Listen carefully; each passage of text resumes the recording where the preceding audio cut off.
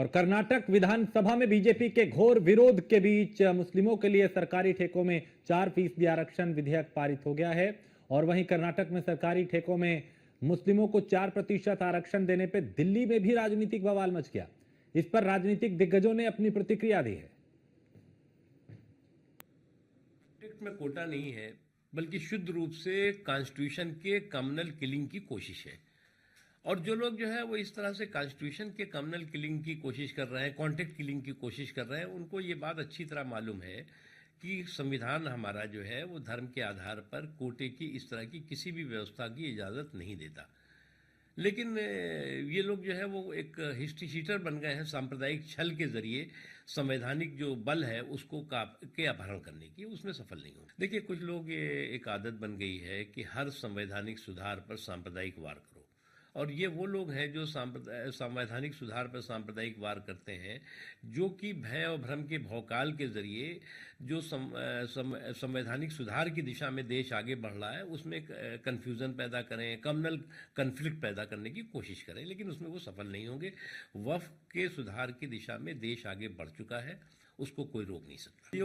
जो मदरसों की जो मशरूमिंग ग्रोथ है, इनलीगल मदरसों की मशरूमिंग ग्रोथ है, उस पर कंट्रोल ज़रूरी है। उस पर कई तरह के प्रश्न हैं, उसके पे कई तरह के शक और शुबहे होते हैं, और उत्तर प्रदेश सरकार ने इस दिशा में बहुत अच्छा काम किया है। जो पोर्टल वगैरह मदरसों के लिए बनाया है, उससे स्पष्ट हुआ है कि कौन मदरसे वैधानिक रूप से काम कर रहे हैं और कौन अवैध रूप से कर रहे हैं। सद्भाव जो है वो देश के या किसी भी क्षेत्र की समृद्धि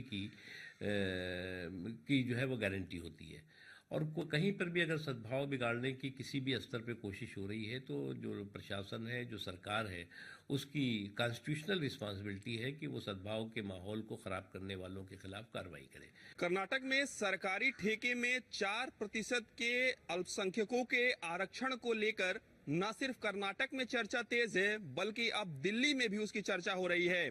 भारतीय जनता पार्टी का सीधे तौर पे कहना है कि कर्नाटक सरकार किसी एक वर्ग विशेष का भला करना चाहती है और इससे ओबीसी समाज के हितों की रक्षा नहीं हो पाएगी, उनके हितों के साथ खिलवाड़ है। भारतीय जनता पार्टी ने इस विधेयक का सीधे तौर पे विरोध भी किया, और आपने देखा कि किस तरीके से कर्नाटक विधानसभा से कुछ ऐसी भी तस्वीर आई जब बीजेपी के विधायकों को बाहर किया गया।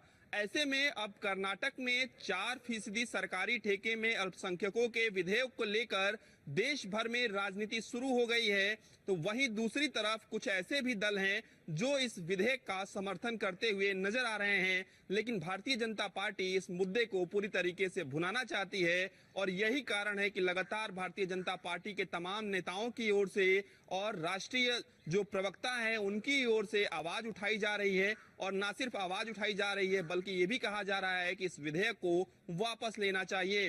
रविकांत के साथ मैं पीयूष तिवारी, नई दिल्ली।